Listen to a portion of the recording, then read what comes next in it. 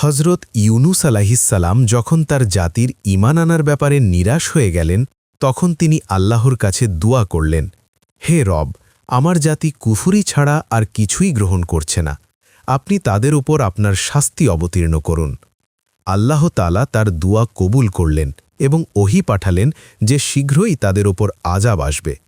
ইউনুস আলাইহিসসালাম তার জাতিকে ৩ দিন পর আযাব আসার কথা জানিয়ে দিলেন এবং তিনি নিজে তার ছোট ২ সন্তান ও পরিবার নিয়ে শহর ছেড়ে এক পাহাড়ে আশ্রয় নিলেন। তিনি সেখান থেকে অপেক্ষা করছিলেন কখন নিনেভা শহরের ওপর আযাব নেমে আসে।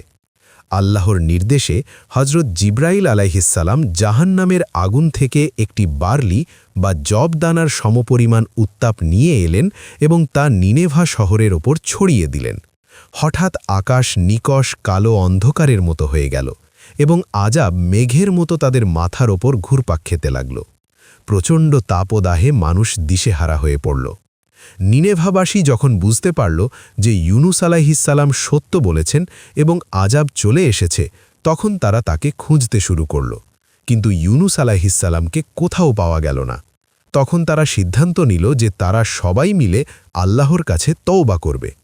তারা শহরের বাইরে তাল আল রামাদ নামক একটি স্থানে সমবেত হল।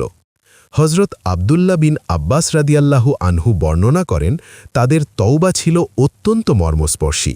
তারা পুরুষ, নারী, শিশু, এমনকি তাদের পশু পাখিগুলোকেও সাথে নিয়ে এলো। তারা দুগ্ধপোষ্য শিশুদের মায়েদের থেকে আলাদা করে দিল এবং পশুদের বাছুরগুলোকেও তাদের মায়েদের থেকে আলাদা করে দিল।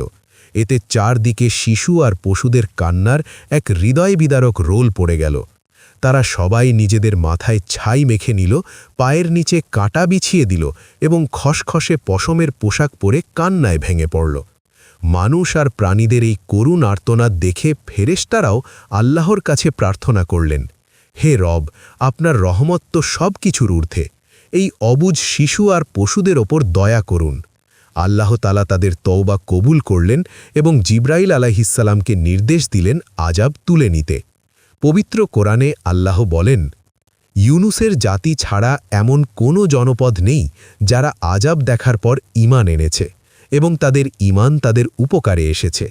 তারা যখন ঈমান আনল, আমি তাদের উপর থেকে দুনিয়ার লাঞ্ছনাদায়ক আযাব তুলে নিলাম।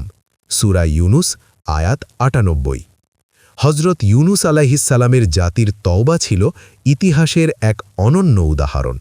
তারা আযাব আসার শেষ মুহূর্তে নিজেদের ভুল বুঝতে পেরে এমনভাবে কাকুতি মিনতি করেছিল যে আল্লাহ তার কঠিন আযাবও ফিরিয়ে নিয়েছিলেন।